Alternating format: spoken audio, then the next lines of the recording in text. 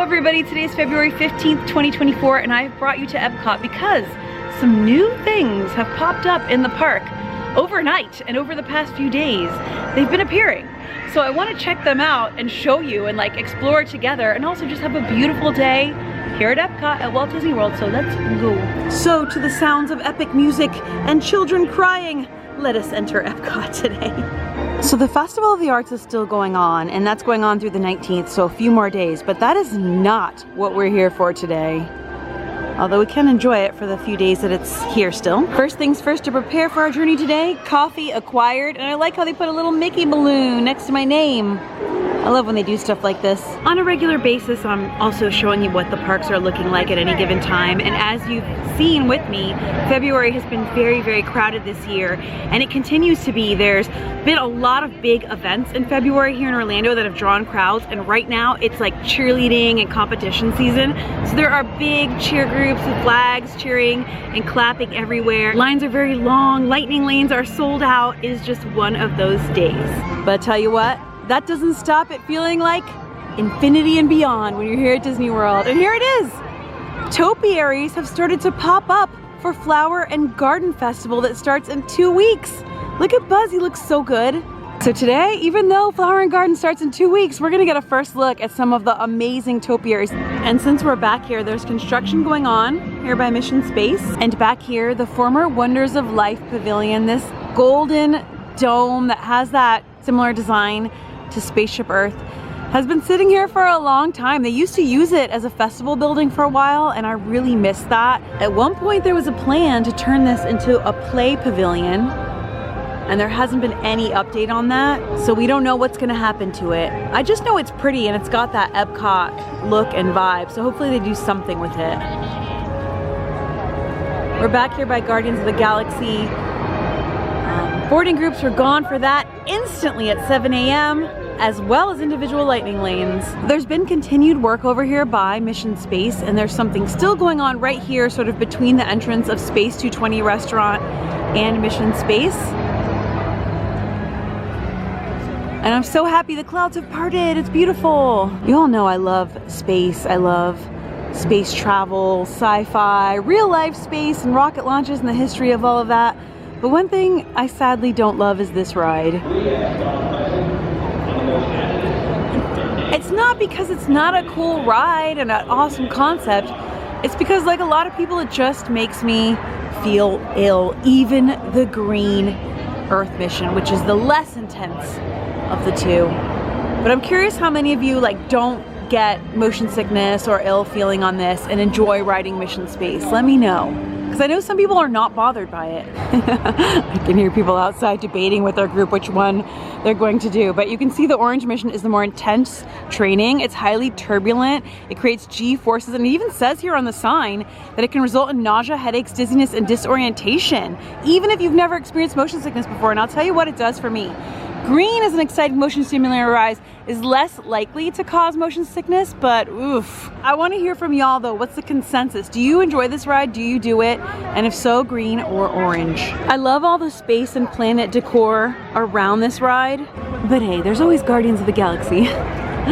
Let's have a look in the shop though. I never look in here. This makes me feel like they were like, what space stuff do we have that we can cram in here? Star Wars, yeah, that'll do, Star Wars. I do love this mural of Mickey and Minnie and Goofy and Pluto and Donald in their astronaut outfits because I hardly ever get to see it since I don't ride this ride often. They also have official NASA merchandise, which is always fun. I highly recommend a visit to NASA Kennedy Space Center. When you're visiting this area, I have some videos up about it. I'll actually link them. It's fun to take a look in Mission Space Cargo Bay, even if you're not riding. And here's another display ready for Flower and Garden. This is the prehistoric garden. So they do topiaries and they also do gardens. And this is in a new location this year. And this garden is made to represent life on Earth millions of years ago during the time of the dinosaurs. So they have these giant ferns and plants and fossils. Very cool. Whoop. Pluto's out, greeting guests in World Celebration Gardens. He's signing autographs. But I noticed as I was walking over, this interesting little structure has popped up in World Celebration Gardens. This was definitely not here before. And it could be for Flower and Garden Festival coming up. Doesn't look like a kitchen, so it could be an extra merchandise stand or something like that. But it's just neat to see things changing as they get ready. Even though Festival of the Arts is going on right now, and I do enjoy it, there's a lot of beautiful things, and you know, we all love art and all of that. Flower and Garden is my favorite festival, and that's why I get excited that the topiaries and things are out, because we can get a look at them before the festival starts. And then on opening day, we know the scoop, we know where everything is, and also just get excited. And one of the reasons it's my favorite is because it's a spring festival, and it's like this beautiful season and time of year, beautiful, gorgeous weather. And another is because it's my birthday festival. I wanna know what your birthday festival is. Everybody has a birthday festival at Epcot. Oh, look at this, here's another one. So over here is the first one we saw. There's a big line with Pluto. And then just a little turn to the right. Here's another one. So they're definitely setting up. You know, World Celebration Gardens, they did say that it would be used for festivals, and it hasn't been used for Festival of the Arts yet. So I'm excited to see it bustling with festival activity soon, hopefully. And let's take a quick look at construction here as it's coming along very nicely. This is the soon-to-be Communicore Hall / Plaza. And definitely Disney said that this would be used for festivals too, so hopefully, like, this side of the building looks more complete than this side, but hopefully it won't be too long because it's supposed to open this year.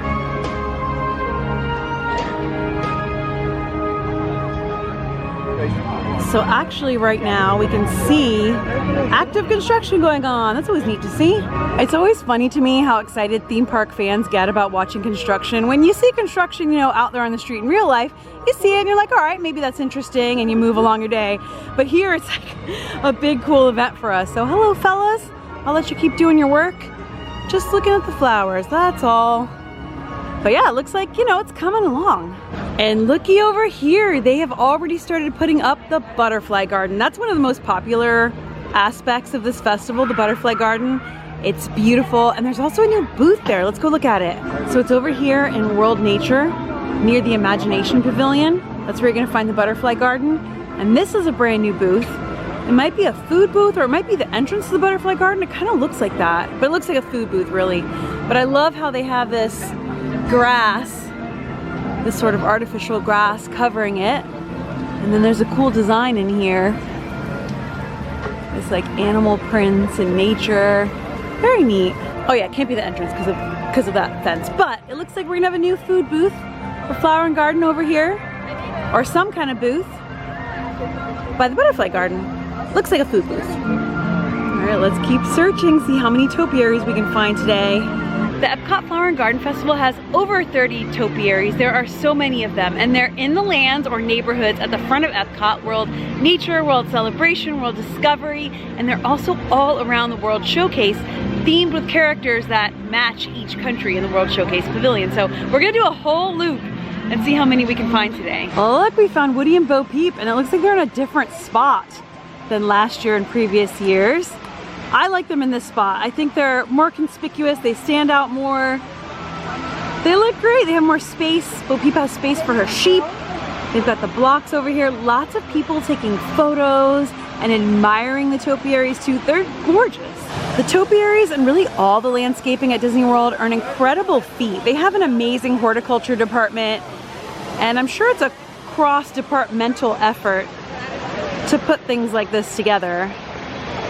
But you can see, since the Festival of the Arts is going on, the big paint by number mural is going on, and it's different this time. It changes every so often during the festival.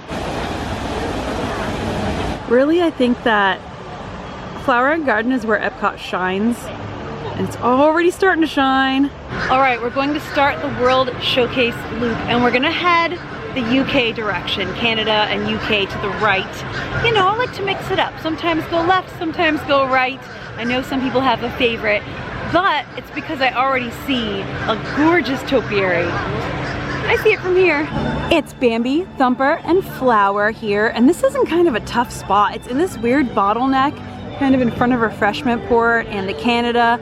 booth, and a lot of people are stopping to take pictures of it because of course it's stunning, it's beautiful, but it's kind of tough to get a view of it and it makes it more of a bottleneck. But look at how like the artistry in putting them together. They're so cute. Can't help but think of You Can Call Me Flower if you want to. This little shy look captured very well.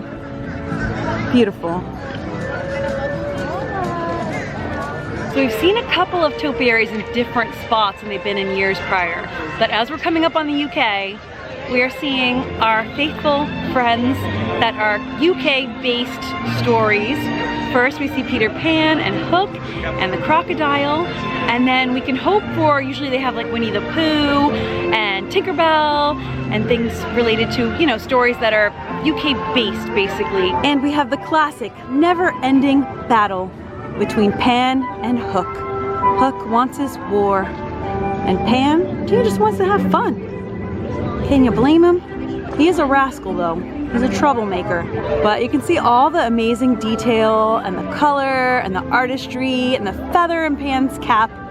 Where's his shadow? I don't see it.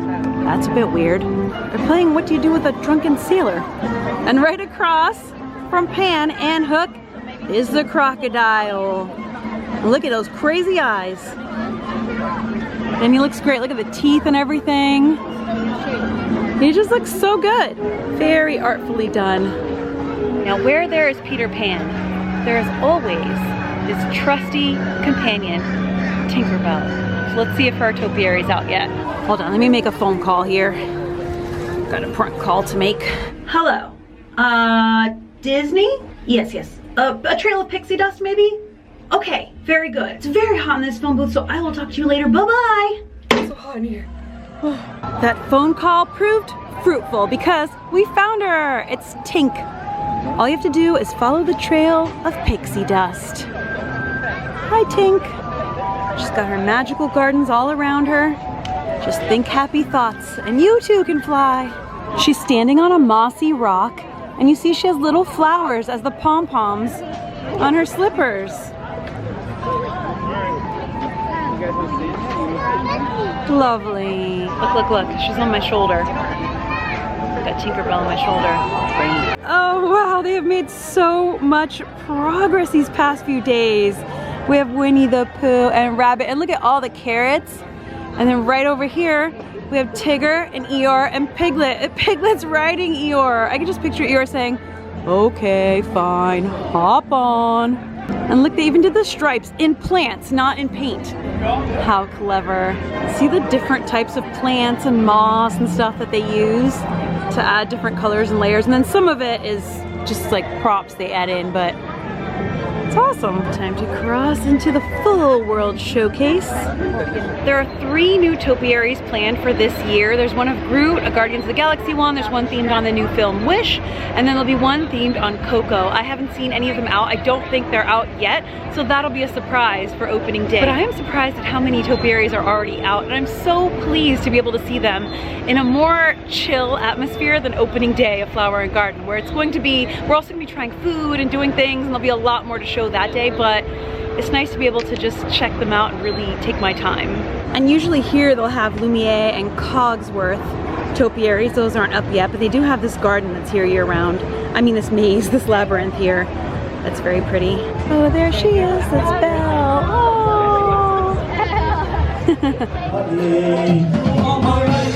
This spot holds one of my favorite topiaries normally, which they haven't put up yet. It's a gorgeous dragon. So I'll wait to see that opening day. But this spot's just a great spot for views in general. A great photo op spot. I see Snow White. I think I've mentioned this pretty much every year, that the Snow White and the Seven Dwarfs topiary is my favorite, at least among my favorites here. And Snow White and Dopey have made their appearance. They are looking so good. On many of the topiaries, when there are little details like buckles and fastens, they use little pieces of wood or what looks like wood. And look at his little face, so much expression. Snow White, the original Disney princess.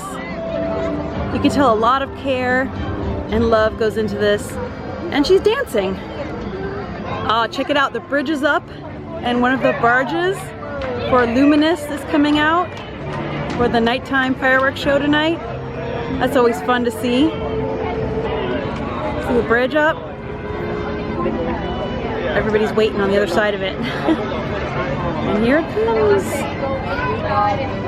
Look at a row of them, a procession of barges coming out. They're pretty fast. So you know right now, you can see all the people. I don't know if you can see it, but there's a ton of people lined up because you have to wait when the bridge goes up. They're all lined up waiting for it to go back down. Look how far back it goes. Don't worry guys, just a few more minutes. Soon it'll go back down. There's also a line on the other side. And I actually have to go that way too, so waiting here to watch is better than standing in a big line. And it's down. Now they made an announcement saying you may resume crossing the bridge. Look at all the people flooding by. There we go. Now we'll head that way. And if you're also a fan of Snow White, she sometimes does meet and greets back here by the wishing well on the side of Germany. So you can usually look up the times in the app to come and meet her, but it's a very pretty meet and greet. See, the water still got some wake from when those barges passed through. And this is where they come from, back here. They have like a thing of water, a body of water, where they keep those and all sorts of other stuff too, but it's carefully hidden from guests. And unless you saw that lifting, you would never know that this was a drawbridge. The China Pavilion is one of the most lavish and beautiful of all the country pavilions in World Showcase. Let's see if their topiaries are up yet. And there are some topiaries out. These panda playfully rolling around and eating sticks of bamboo. One is kind of rolled over, and they're so playful. They capture their spirit and personality. They're so beautiful.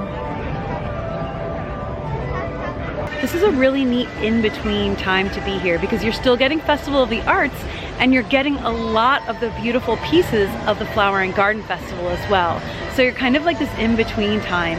And between the Festival of the Arts closing and the Flower and Garden Festival opening will be an interesting time too, because I bet they'll be putting up more and more, not just of the topiaries, but of all of the pieces that make Flower and Garden Festival and really transform this park into springtime, you know? Spring, full on spring. I think that's what I love about it too. Spring is a time of rebirth and flowers and nature and all of this. Here I am talking about nature and I scared myself with a leaf, but you get the idea. You know where I'm going with this. And just a few days ago, we celebrated Lunar New Year, the year of the dragon 2024. So happy Lunar New Year. And if you want some Lunar New Year merchandise, you can check out the House of Good Fortune in here. We have some information about it too. And some really cool dragons.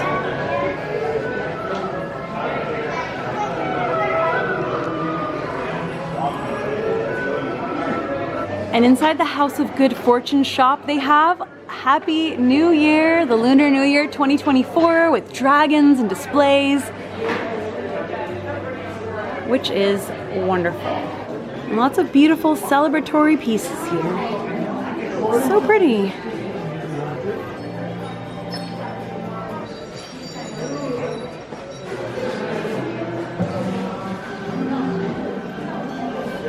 There's a whole cute line of merchandise for Lunar New Year too. We've been seeing it out in the parks. Year of the Dragon with Disney characters on it.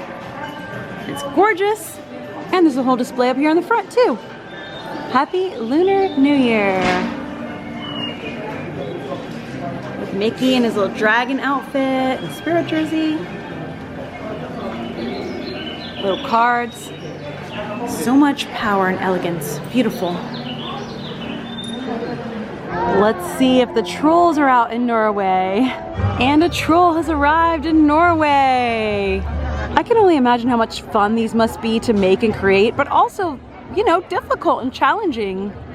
It's definitely a creative challenge. Some of these are up year to year, but they still have to recreate them. Look how cute his little teeth are. His flower crown. His lantern with moss on it. In past years, near the Mexico Pavilion, there's been a really cool topiary of the Three Caballeros. But this year, there's going to be a brand new one of Miguel and Dante from Coco. And that's usually here, but that's not up yet. So that'll be another one that's a surprise for opening day. Because this seems to only be open during festivals now, I'm gonna grab a slushie. You can get these with candies in them and all sorts of different things, but I like it just plain and simple. It's refreshing on a nice warm day. That's Test Track, you can hear? 55-minute wait for Test Track. Lightning Lane sold out for the day. Single rider is open. This is one of the few rides at Disney World that has a single rider line. Let's pop in. Let's go. Single rider does not look long. I gotta finish this quick. Getting brain freeze. Single rider, we can skip all this, which I'm absolutely fine with. Oh gosh, it's almost time. Test Track used to be the most thrilling ride here at Epcot. Of course, now Guardians of the Galaxy is, but it's a second most thrilling. So in single rider, they pop you in when there's, you know, not an even number of people. So if there's, you know, a party with, or several parties or whatever, and there's an empty seat, that's where they plug you in. You don't really get to pick where you sit, and you may be separated from your party. So this is truly if you are a single rider, or if you don't mind riding with, you know, random strangers instead of your party. Okay, I'm in the front row on the side, I think. Automated driving technology activated. Welcome to the Sim Track. Woohoo! Yep. Yeah!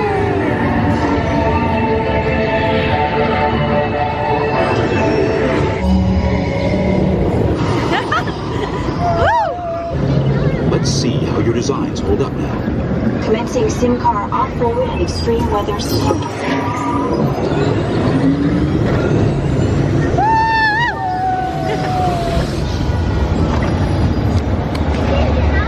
Capability test results displayed and verified.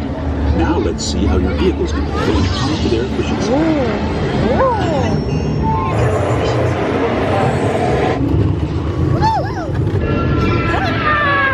Responsiveness data.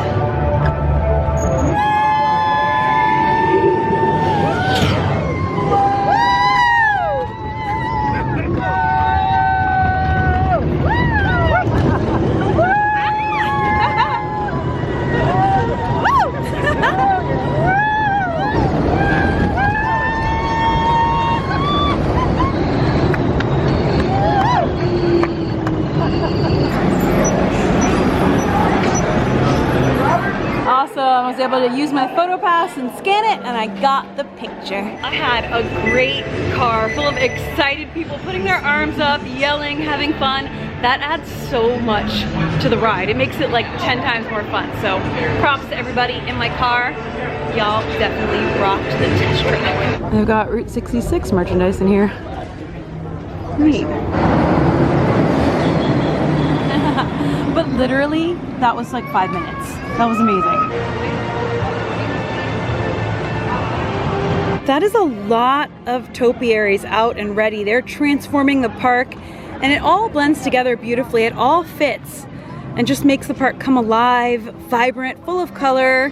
I mean, the topiaries are art too, so it fits, it works. And I think that's a perfect way to wrap up a day at Epcot. I love this park, and I love to see all the seasonal changes, the different festivals, those small windows in between festivals that seem to get smaller and smaller. One is coming up very soon when Festival of the Arts ends on the 19th, and Flower Garden starts on February 28th, earlier than in previous years, I'm pretty sure, because I feel like it starts closer to my birthday, which is right at the beginning of March. I'm sure I'm not the only one that this is your birthday festival, as I call it, but either way, it's like Earth's birthday, because it's spring and everything is back to life. I'm so happy we got a look at so many of the beautiful topiaries for Flower and Garden, but that's just the tip of the iceberg. There will be so many more, and also there'll be new food and decorations around the park and entertainment and merchandise and all sorts of cool things when that festival starts. So I'll be back out to show you that. It starts in about 2 weeks.